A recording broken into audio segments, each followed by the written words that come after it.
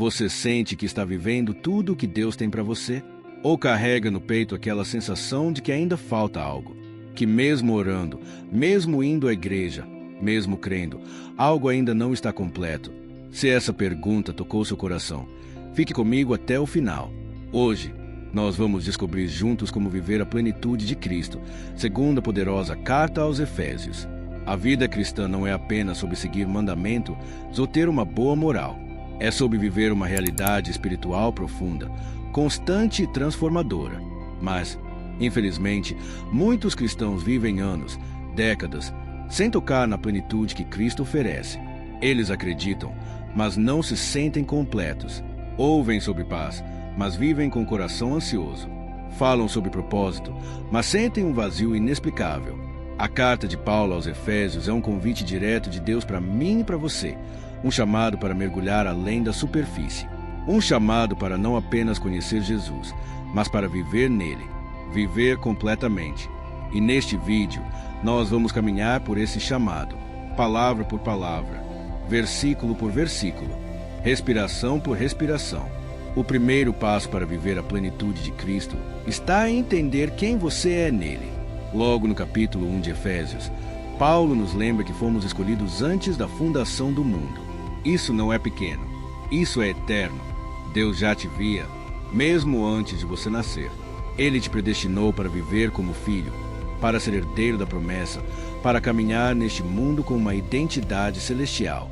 Muitas pessoas vivem como se fossem órfãos espirituais.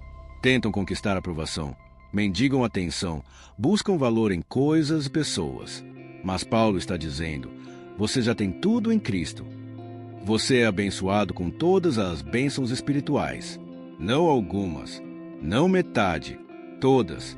A plenitude de Cristo começa quando você para de tentar merecer o amor de Deus e passa a viver a partir dele. A partir dessa identidade, sou filho, sou amado, sou escolhido. A nossa maior luta, muitas vezes, não é contra o inimigo, mas contra a mentira que ele tenta plantar sobre quem somos. Quando você esquece sua identidade, você se torna vulnerável à dúvida, ao medo, à comparação. E é exatamente isso que Satanás tenta fazer. Roubar sua visão espiritual, ofuscar sua memória celestial. Mas a carta aos Efésios nos lembra, fomos redimidos pelo sangue de Cristo. Isso significa que o nosso valor não está no que fazemos, mas no preço que foi pago por nós. E que preço foi esse? O sangue do próprio Filho de Deus. Você pode até ter sido rejeitado por pessoas, ignorado por familiares, desacreditado por muitos. Mas o céu inteiro se moveu por você. Cristo não morreu por acaso. Ele morreu com o nome em mente, o seu. A plenitude começa quando você deixa de se ver com os olhos do mundo e começa a se enxergar com os olhos da graça. Você é obra-prima de Deus, criado em Cristo Jesus para boas obras. Você não está perdido, está posicionado, não está esquecido, está lembrado, chamado, separado. No capítulo 1, versículo 19, Paulo ora para que os crentes entendam a suprema grandeza do poder de Deus que está disponível para nós, os que cremos. E ele compara esse poder com o mesmo que ressuscitou Jesus dos mortos. Pare por um instante e pense, o mesmo poder que levantou Jesus do túmulo está dentro de você. Você não é fraco, você não está sozinho. Você tem acesso ao poder que vence o inferno, que cura enfermidades, que restaura casamentos, que transforma corações. Mas esse poder só se manifesta quando vivemos em fé e obediência. Quando paramos de viver como se fossemos naturais e nos lembramos que somos espirituais, que fomos selados com o Espírito Santo da promessa, que temos dentro de nós o céu habitando no corpo. Esse poder do qual Paulo fala não é um poder distante, místico, reservado a poucos supercristãos. É um poder diário, um poder prático.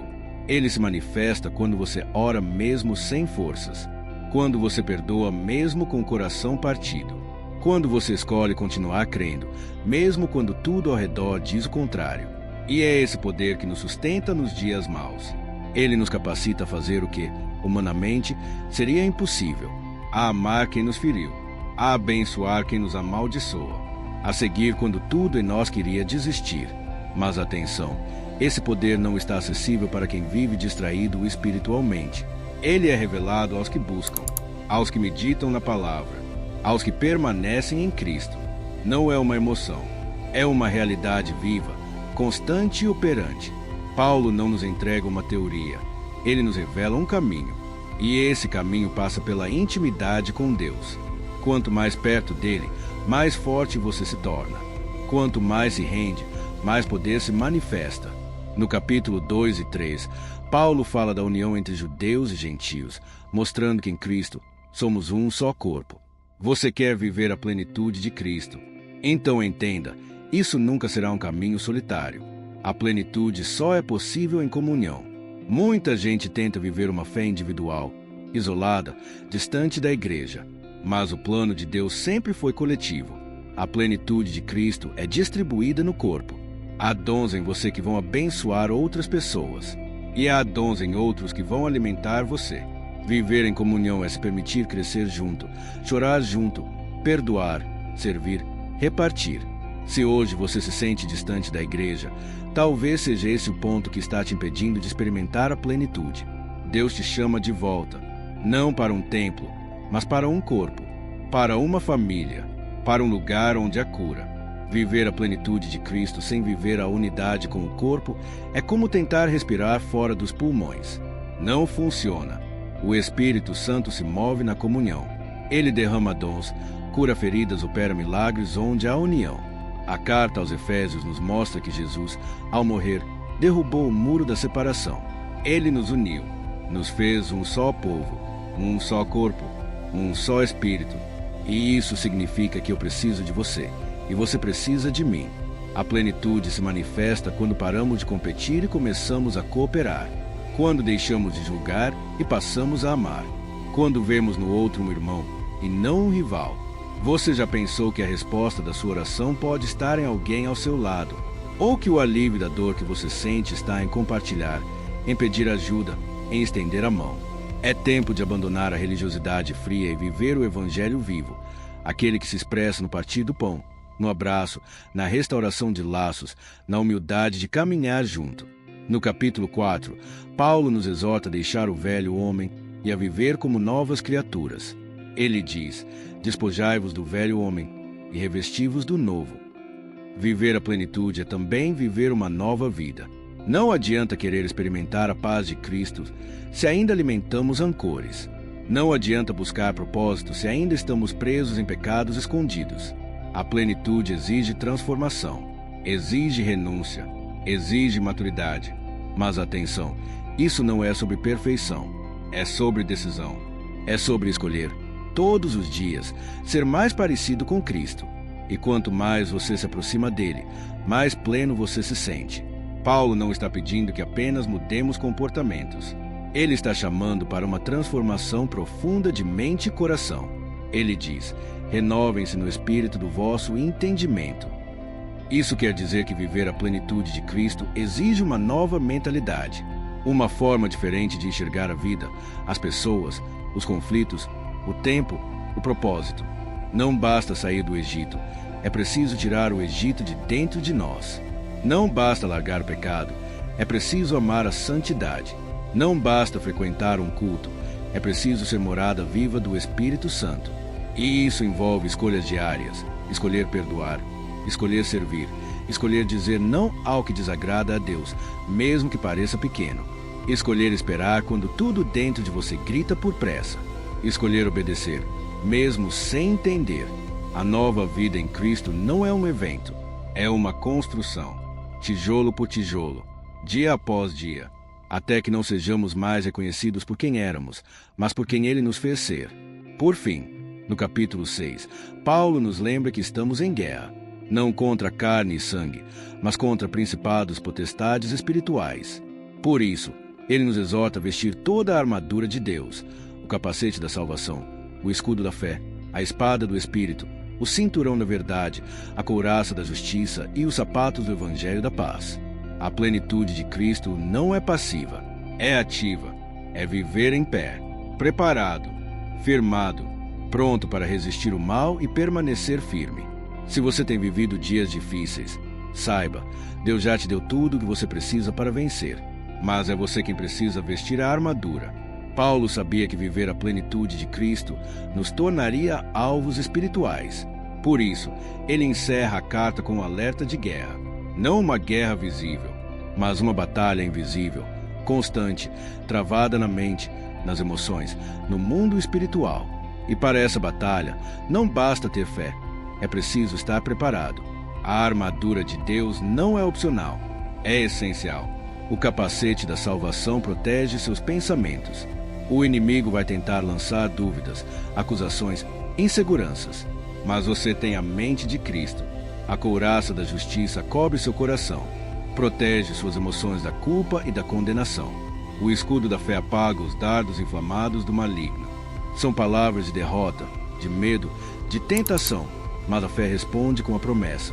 A espada do Espírito, que é a palavra de Deus, não serve só para defesa. Ela ataca, ela corta, ela declara. Quando você declara a palavra, os céus se movem, e os pés calçados com o evangelho da paz te levam adiante, com firmeza, sem hesitar. Essa armadura é sua, mas você precisa vesti-la todos os dias. É no vestir da armadura que a plenitude se manifesta como coragem, ousadia e vitória. Deus quer que você viva tudo, que experimente a profundidade, a largura, a altura do amor de Cristo, que seja cheio do Espírito, que se levante com autoridade, que caminhe como quem tem um propósito eterno. A carta aos Efésios é um mapa, e hoje você recebeu as coordenadas. Agora, a decisão está nas suas mãos. Agora pense, você tem vivido a plenitude de Cristo ou apenas sobrevivido espiritualmente? Será que você não está apenas caminhando, mas sem direção, carregando pesos que Jesus já te chamou para deixar aos pés da cruz? Cristo não te chamou para uma vida rasa. Ele te chamou para mergulhar, para conhecer o amor que excede o entendimento, para viver uma fé que não depende de circunstâncias. Ele te chamou para ser cheio, completo, livre. Não se contente com migalhas espirituais quando há uma mesa inteira preparada para você. A carta aos Efésios é um grito de Deus ao nosso coração. Filho, eu já te abençoei com toda sorte de bênçãos. Agora viva como alguém que já foi escolhido, amado e selado. Você é templo do Espírito. Você é parte do corpo. Você é herdeiro com Cristo. Não aceite mais viver como alguém esquecido, abandonado ou fraco, porque aquele que está em você é maior do que tudo que te aflige. Hoje é o seu chamado. Não é só mais um vídeo. É um lembrete do céu dizendo, eu tenho mais para você. E se esse vídeo falou com você, então deixe seu like agora, se inscreva aqui no Chama do Versículo e compartilhe essa palavra com alguém que precisa ser reaceso pela chama de Cristo. E olha só, tem um vídeo aparecendo aqui na tela agora mesmo, e ele vai aprofundar ainda mais o que você aprendeu hoje. Clica nele, assiste até o fim, porque eu tenho certeza, Deus ainda quer continuar falando com você. Até o próximo vídeo. Fique na paz e viva a plenitude de Cristo todos os dias. Amém.